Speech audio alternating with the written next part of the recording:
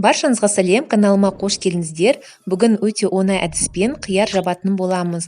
Бұл анамның қияр жабу әдісі, сондықтан да видеоның соңына дейін қарап, лүпілеріңізді аямай, бізбен бірге дайындап көріңіздер. Ең алдымен қиярларымызды суық суға 6-7 сағатқа салып қоямыз. Қияр тазалауға аскөктің зонтиктары қажет болады, сонымен қатар шие және қарақат жапырақтары да керек болады. Барлық ингредиенттерді дайындап болғаннан соң банкаларымызды стерильдеп дайындап қоямыз. Қиярлардың екі жағын кесіп, банкаларымызға тығыздап барлығын салып қоямыз. Қиярларымызды тығыздап салғаннан соң қайнап тұрған суымызды құямыз да 30 минуттай күтеміз.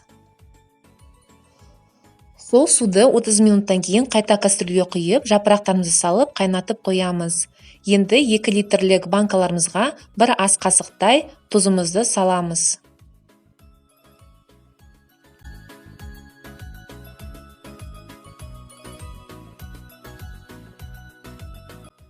Әр банкаға 2-3 лавр жапырағын саламыз.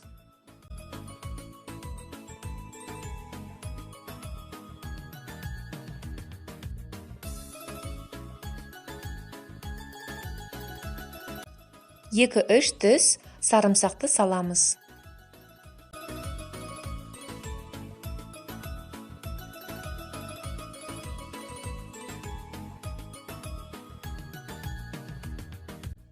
Содан кейін банкамызға 3 ас қасықтай қантымызды саламыз. Әрбір банкаға 5-6 қара бұрыштарды салып, үстіне 3-4 иісті бұрыш саламыз.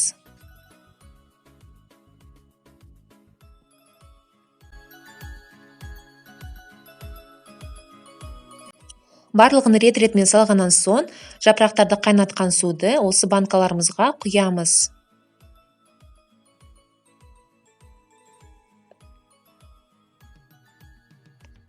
Ал ең соңында 2 литрлік банкамызға 2 ас қасық 9% уксусымызды құйып, қақпағын жауып, кілтпен жақсылап бұраймыз.